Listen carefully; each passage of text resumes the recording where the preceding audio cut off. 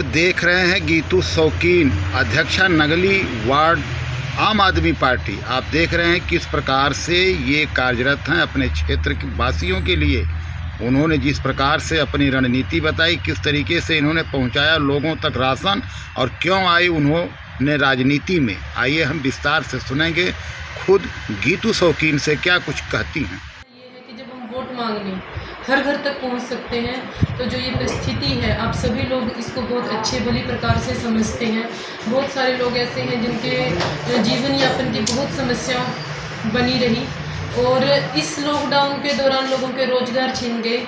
लोगों के पास जो डेली रोज़मर्रा की हम कहें कि जीवन यापन की सुविधाएं नहीं थी, तो हमने उन लोगों को राशन पहले ढूंढा कि उन लोगों को मिले जो नीडी हैं। क्योंकि पिछले लॉकडाउन में मैंने ये चीज़ नोट की थी कि लाइनों में लग जाते थे और लगातार 1 बार 2 बार 3 बार 4 बार 5 बार, और जो ज़रूरतमंद होता था, मैं बात करूँगी मीडियम फैमिली की, जो लाइन में लगने से कतराता है, वो लाइन में नहीं लग सकता। उसमें चाहे कुछ भी लगा लीजिए, कहीं पे उसकी रिस्पेक्ट का डर है, कुछ भी लगा वो कर लीजिए। तो हमने इस बार ये मुहिम चलाई कि हम लाइन में लगा के राशन नहीं बांटेंगे, हम खुद घर जाएंगे। हमारी जो टीम बनाई गई, जहाँ से हमारे पास फ़ोन आए, हम घर गए और घर जाके हमने कोई फ़ोटो नहीं ली, कोई फ़ोटो शूट नहीं हुआ, हमने बिना फ़ोटो शूट करवाए, ताकि एक सम्मान रहे। अगर हम दे रहे हैं, हम सेवा की भावना से दे रहे हैं, हम दिखाने की भावना से नहीं दे रहे हैं। तो हमने घर जाकर राशन वितरित किया। और बात रही पार्टी की, तो इसमें समाज सेवा के उसमें जो है राशन वितरित किया गया, उसमें जो मैंने किया उसमें पार्टी की तरफ से सहयोग नहीं मिला।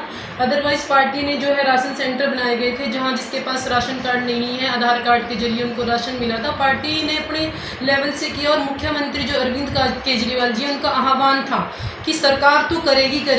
हर एक कार्यकर्ता से मैं अपील करता हूँ, जिससे भी जो कुछ भी बन सके अपने लेवल पे कीजिए, और मैंने थोड़ा सा प्रयास किया समाज सेवा करने के लिए। सबसे पहले तो मैं सिर्फ यही कहना चाहूँगी कि अभी जो है कोरोना गया नहीं है। अभी आपने लेटेस्ट न्यूज़ सुनी होगी कि जो ADM है, DM सर हैं लक्ष्मी नगर, उन्होंने दोबारा से मार्केट को लॉक कर दिया।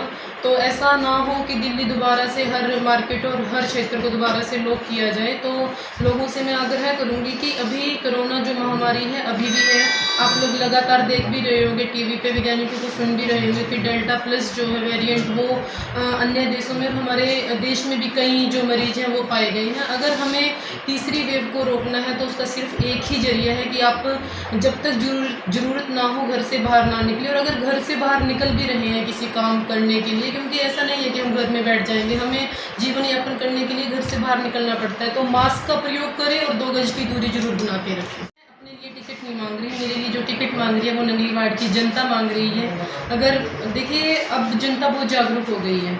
जनता को पता है कि अगर हम किसी अच्छे कैंडिडेट को चुनते हैं तो वो हमारे क्षेत्र का विकास कर सकता है। और मैंने इन 6 सालों में राजनीति को देखा है, राजनीति के बारे में सोचा है, तो मैं ये जरूर अपील करूँगी सभी पार्टियों के आला कमान से कि आप ऐसे कैंडिडेट को वोट दें जो एजुकेटेड हो, जो अपनी चीज़ें आगे रख सकें और अपनी जनता के कार्य करवा सके। एजुकेशन मैटर जरूर करती है।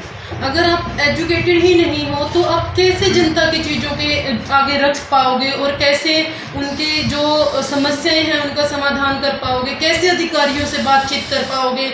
मतलब बहुत सारी चीज़ें ऐसी होती हैं जो अशिक्षित कैंडिडेट नहीं कर पाता। और दूसरा, 2022 के जो आप कह रहे हैं कि नगर निगम के चुनाव आ रहे हैं, अगर पार्टी मुझे मौका देगी तो मैं लड़ूंगी। बाकी सब पार्टी के ऊपर है। मैं इसके बारे में कोई ये नहीं कह सकते कि भी पार्टी मुझे ही देगी। मेरा काम सिर्फ कर्म करना है, बाकी तो आला कमान है। राजनीति में आने का सिर्फ एक ही कारण था, वो जो था मैं नंगली वार्ड की अध्यक्षा हूँ और दीनपुर गाँव से हूँ। दीनपुर गाँव में पानी की बहुत समस्या थी।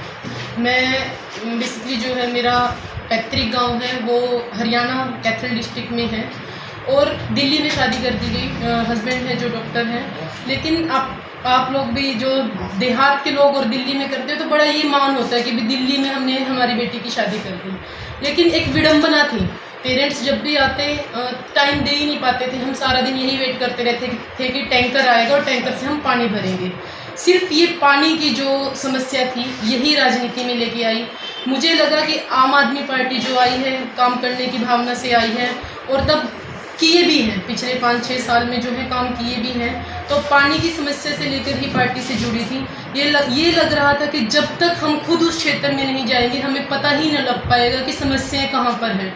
और मैं विधायक श्री गुलाब सिंह जी का, अरविंद केजरीवाल जी का धन्यवाद करना चाहूँगी कि जैसे मैं पार्टी में जुड़ी उससे 1 साल बाद मेरे घर में टूटी से पानी आने लगा। तो जिस उसके साथ मैं जुड़ी थी वो तो वहीं पे ही सफल हो गया। फिर मुझे लगा कि जो समस्याएं मैंने फेस की हैं, सिर्फ ये हो गया कि पानी आने लग गया, क्या उसके बाद घर बैठ जाना चाहिए? तो मेरे अंतरात्मा से ये आवाज़ आई, अगर आपकी समस्या राजनीति में आने से सोल्व हो सकती है तो इतनी सारी समस्याएं हैं क्षेत्र में, अगर आप लगातार राजनीति से जुड़े रहोगे तो शायद उन समस्याओं का भी आप समाधान करवा पाओगे। और फिर एक बार जब सर लग गए तो लगते ही चले गए। कहीं पे पानी की समस्याएं थी, उनका सोल्व करने का मुझे ऐसे लगता है कि हर एक इंसान की समस्या मेरी खुद की समस्या है, क्योंकि वो मैंने भोगी है।